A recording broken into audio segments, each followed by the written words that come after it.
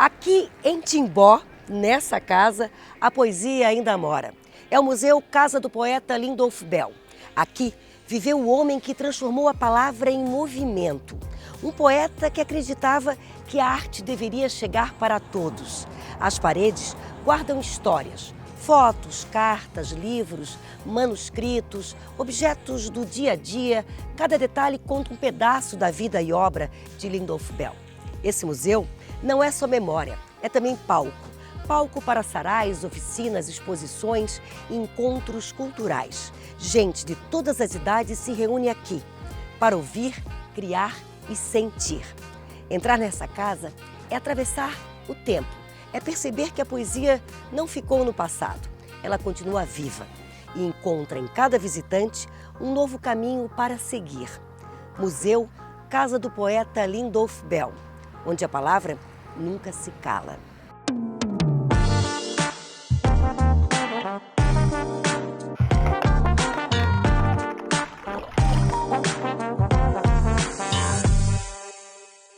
E somos recebidos hoje por Rafaela Ehring Bell. Ela é artista, poeta, curadora e gestora cultural e desempenha um papel ativo na preservação da memória do pai, Lindolf Bell, e da sua mãe, a artista plástica Elke Ehring.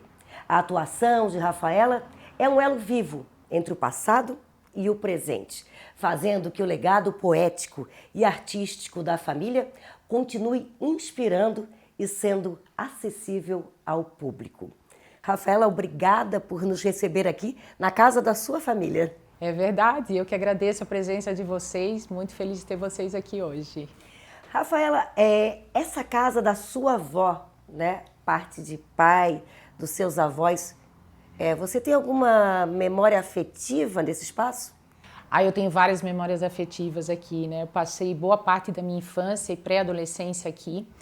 Inicialmente quando a minha avó, na verdade, faleceu quando eu tinha 6 meses. Então, eu tive muito pouco contato com ela, Amália Bell. Já o meu avô, o Theodor Bell, eu tive mais contato. Então, o que acontecia? Era uma coisa muito comum, já desde a época da minha avó, os almoços de família, principalmente nos domingos, né? Então, meu pai, minha mãe, eu, meus irmãos, a gente vinha já desde pequeno, praticamente cada 15 dias, domingos, com o meu avô. O meu avô era um cara muito interessante, ele era caminhoneiro, então era um excelente contador de histórias incríveis, fumava cachimbo, adorava ficar na cadeira de balanço fumando seu cachimbo e contando histórias pra gente. A gente ficava vidrado, pequenos, ouvindo as histórias das viagens, né, que era uma outra época, né, onde as estradas eram muito mais precárias, as viagens eram muito mais demoradas, então ele contava histórias mirabolantes, a gente amava. E ele contava pros 3 netos, né, teus 2 irmãos. E normalmente nesses almoços vinha também meus primos, né, os filhos do Orlando, que é o irmão do meu pai, com a nossa tia Hilly. Os 2 já falecidos também, infelizmente, mas vinham os primos também, então era onde reunia, e aí, tu pode imaginar, né?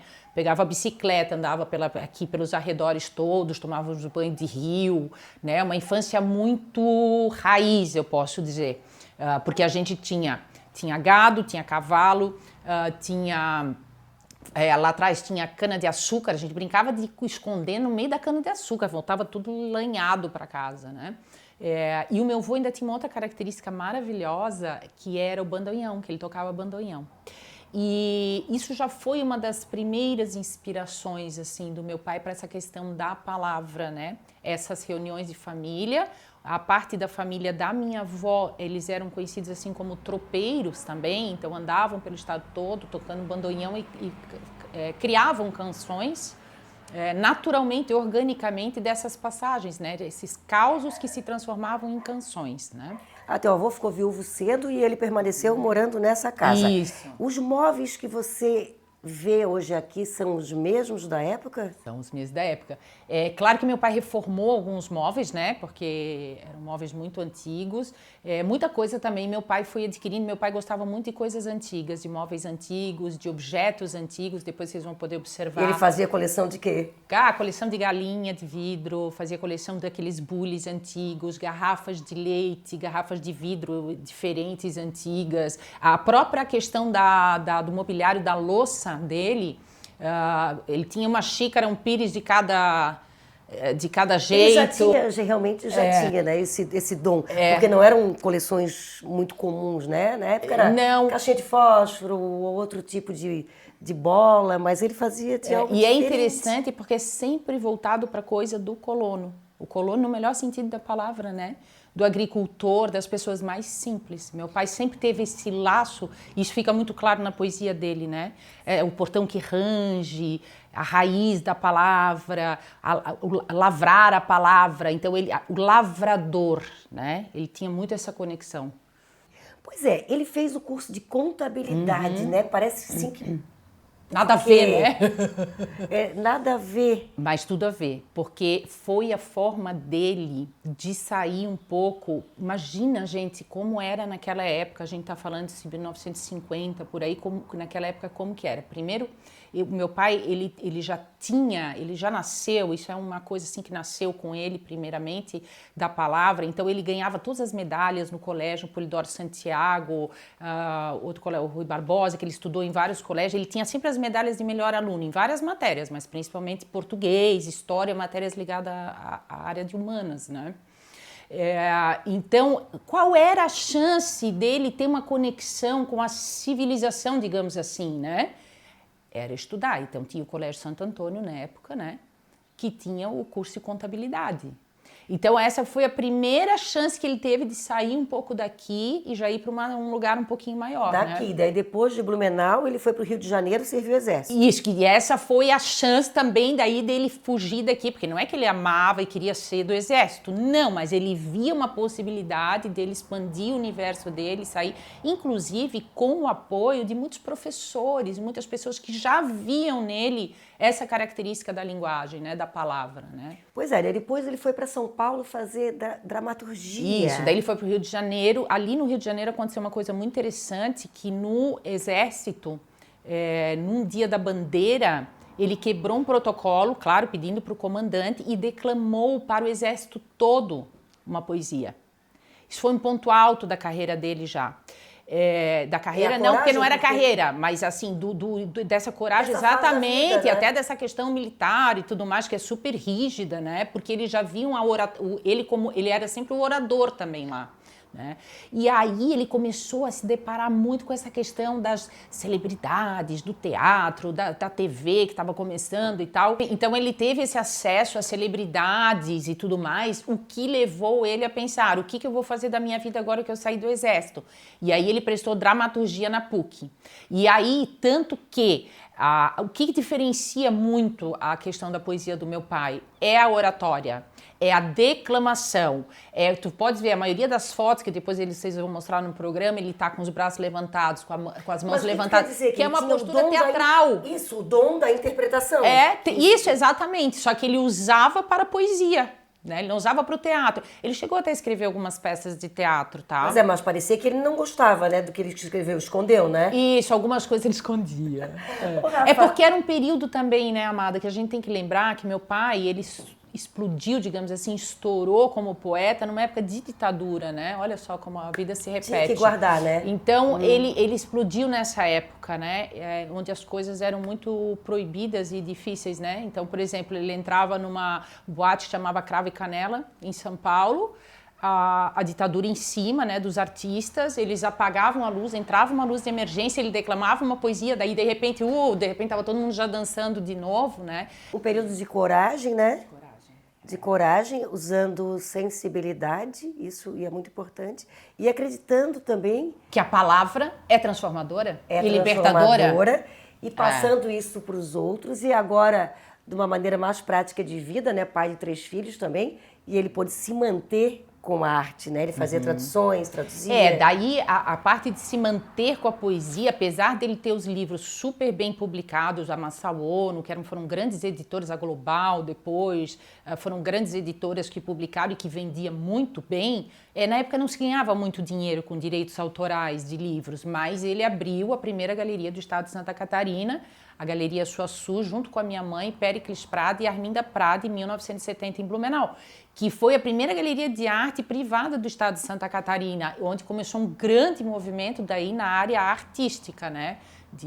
Então, esse também é um outro lado. E isso que foi o sustento dele, foi a galeria. Essa galeria marcou, né? Marcou. Assim como marcou também a catequese poética, que era uma grande vontade do teu pai, do Lindolf Bell, que as pessoas conhecessem a poesia, né? Esse foi um trabalho que ficou muito falado, né? Ele fez em vários lugares, né, Rafa? Levar a poesia até as pessoas, né? Ele sempre percebeu essa questão da falta de acesso das pessoas à literatura, principalmente à poesia, né? Então, o desejo dele era que as pessoas pudessem ter acesso gratuitamente, democraticamente, em qualquer espaço, né? O lugar da poesia é todo lugar, o lugar do poeta onde possa inquietar. Assim como hoje, né, o material do teu pai está sendo digitalizado, e eu queria falar com o Miguel Rodrigues, que é historiador e trabalha aqui na casa, e ele vai deixar um depoimento de como esse trabalho está sendo feito. Vamos lá? Aqui então é o Centro de Memória, a gente conserva mais de 20 mil documentos. A gente tem desde os registros da escola, da época escolar, os cadernos, a parte da correspondência, diários, os convites das exposições, o período em que ele administrou a Galeria de Arte em Blumenau. E a gente procura manter então esse material em condições, né? Recebe pesquisadores das universidades. Recentemente a gente teve atendendo um pesquisador do programa de pós-graduação em História da UDESC, e agora a gente está no processo de digitalização desse material, né? Na verdade, já há 2 anos a gente começou esse processo. A gente já digitalizou mais de 5 mil documentos e, num momento breve, a gente espera estar disponibilizando ele através das redes, né, através da internet, para facilitar o acesso para os pesquisadores e também para conservar o documento, porque muitos documentos são antigos, né, então o manuseio acaba sendo algo que, por mais que a gente não queira, tem um deterioramento, né? A gente procura sempre incentivar a questão da poesia e da arte, né? Que parece ser os 2 pontos do poeta Lindolf Bell, né? Da sua trajetória. Então a gente também realiza anualmente o concurso de declamação de poemas durante a Feira do Livro aqui do município. Esse ano já foi realizada a 15ª edição do concurso de declamação de poemas que a casa organiza. E as escolas, a comunidade escolar, os professores, os alunos se mobilizam para esse concurso, né? A gente tem as categorias desde os pequenininhos até o ensino médio e a comunidade geral, né? Então é algo que a gente procura incentivar bastante, essa questão da declamação e do poema, né? E é um trabalho assim com luva, abre as gavetas, esse material todo sendo muito bem cuidado, Rafaela, parabéns. De quem foi a iniciativa de fundar aqui na casa dos seus avós paternos, né? Essa casa, que depois foi adquirida pelo seu pai, de quem foi a ideia, né, de pegar todos os livros, todas as histórias, fazer eventos, assim como o Miguel falou há pouco no depoimento, aqui dentro também acontecem eventos. Foi uma ideia sua?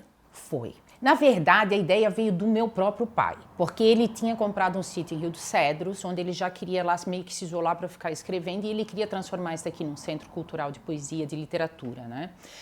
Isso era um sonho dele. Quando ele teve um infarto, foi para o hospital e tal, ele teve 5 dias ali.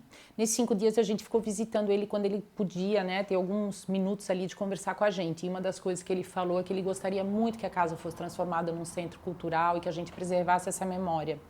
Então eu levei muito isso a sério, né? Eu acho que é um pedido final dele e que tem tudo a ver com a questão da catequese. Então eu fui ensinada dentro desta catequese, o ser humano não é ilha, mas partilha. Né? Então eu vou levar isso para a minha vida, e não só através da Casa do Poeta, como através da ELC, como através do meu próprio trabalho no Arte para Usar também, essa questão de levar a arte para as ruas. Agora eu fiz esses trabalhos com o Luiz Bernardes, dessas exposições maravilhosas, onde a gente leva a história, né, do nosso estado para as ruas, né? O acesso gratuito. O acesso, né? O Porque acesso. Quando a gente fala acesso, a pessoa pode falar assim, mas o museu é aberto, esse museu X é entrada gratuita, mas o aberto é aquele que quando você passa, né, no caminho do seu trabalho, no caminho de uma feira, está ali do lado, né? Quando você fala arte para usar, tem alguma coisa a ver com o trabalho do seu pai, Corpoema, não? Não, essa foi uma criação minha, mas é exatamente isso que vai, eu acho que é tipo como uma nova catequese, porque também tem um outro lado, eu um dia não estarei aqui também, meus irmãos também não estarão, e quem que vai cuidar dessa memória?